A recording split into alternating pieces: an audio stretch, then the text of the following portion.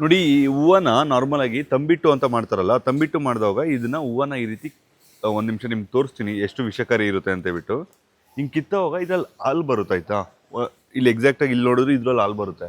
ಇದರ ಎಲೆ, ಇದರ ಕಾಂಡ, ಇದರ ಹೂವು ಎಲ್ಲ ಕೂಡ ವಿಷಕಾರಿ. ಇದನ್ನ ಕಿತ್ತಾಕ್ಬಿಟ್ಟು ನೀವು ಸುಟ್ಟರು ಕೂಡ ಅದ್ರಲ್ಲಿ ಬರುವಂಥದ್ದು ಟಾಕ್ಸಿಕ್ ಆಗಿರುತ್ತೆ. ಸೊ ಇದು ಕಿತ್ತು ನೀವೇನಾದರೂ ತಂಬಿಟ್ಟು ಅಥವಾ ದೀಪ ಮಾಡ್ದೋಗಿ ಇರ್ತೀರಲ್ಲ, ನೋಡಿ ಇಲ್ಲಿ ಬರ್ತಿದೆ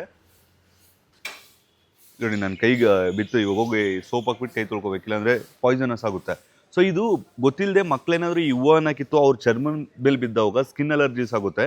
ಮತ್ತು ಇದನ್ನು ಗೊತ್ತಿಲ್ಲದೆ ನೀವೇನ ತಂಬಿಟ್ಟು ಅಂತ ಕರಿತೀವಲ್ವ ದೀಪದಲ್ಲಿ ಇಡೋವಾಗ, ಸೊ ಅದ್ರ ಮೇಲೆ ಏನಾದರೂ ಈ ರೀತಿ ಇಟ್ಟರೆ ಇದರಲ್ಲಿ ಬರ್ತಿದೆಯಲ್ಲ ಹಾಲು, ಸೊ ಈ ಹಾಲು ಬಂದುಬಿಟ್ಟು ವಿಷಕಾರಿಯಾಗಿ ಕನ್ವರ್ಟ್ ಆಗಿರುತ್ತೆ. ಅದನ್ನೇನೋ ನೀವು ತಿಂದರೆ ವಾಮಿಟಿಂಗ್ ಸೆನ್ಸೇಷನ್ ಆಗೋದು ಅಥವಾ ತುಂಬ ಹೆಲ್ತ್ ಇಶ್ಯೂಸ್ ಆಗುತ್ತೆ. ಸೊ ಅದಕ್ಕೋಸ್ಕರನೇ ಈ ಗಿಡ ಏನಾದರೂ ಇತ್ತು ಅಂದರೆ ಆದಷ್ಟು ಈ ಗಿಡದಿಂದ ದೂರ ಇರಿ.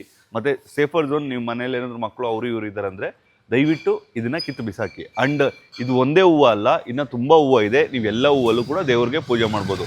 ಇದರ ಎಲೆ ನೀವು ಬೇಕಿದ್ರೆ ಇದನ್ನು ಚೆಕ್ ಮಾಡಿ ಗೂಗಲಲ್ಲಿ, ಓರಿಯೆಂಡರ್ ಅಂತ ಹೇಳ್ಬಿಟ್ಟು ಹಾಕಿ, ನೀರಿಯಂ ಓರಿಯೆಂಡರ್ ಅಂತೇನೋ ಬರುತ್ತೆ ಸೈಂಟಿಫಿಕ್ ನೇಮು. ತುಂಬ ಅಂದರೆ ತುಂಬ ವಿಷಕಾರಿ. ಸೊ ಎಲೆನೂ ವಿಷಕಾರಿ, ಕಾಂಡನೂ ವಿಷಕಾರಿ, ಮತ್ತು ಹೂವನೂ ವಿಷಕಾರಿ. ಮತ್ತು ಮುಖ್ಯವಾಗಿ ಇದ್ರಲ್ಲಿ ಬರುವಂಥ, ಇವಾಗ ತೋರಿಸ್ನಲ್ವ, ಇನ್ನೊಂದು ತೋರಿಸ್ತೀನಿ ನೋಡಿ, ಹಿಂಗಿದ್ರೆ ಈ ರೀತಿ ಬರುತ್ತೆ. ಸೊ ತುಂಬ ಅಂದರೆ ತುಂಬ ವಿಷಕಾರಿ ಇದು, ಆಯಿತಾ. ಸೊ ದಯವಿಟ್ಟು ಈ ವಿಡಿಯೋನ ಎಲ್ಲರಿಗೂ ಶೇರ್ ಮಾಡಿ.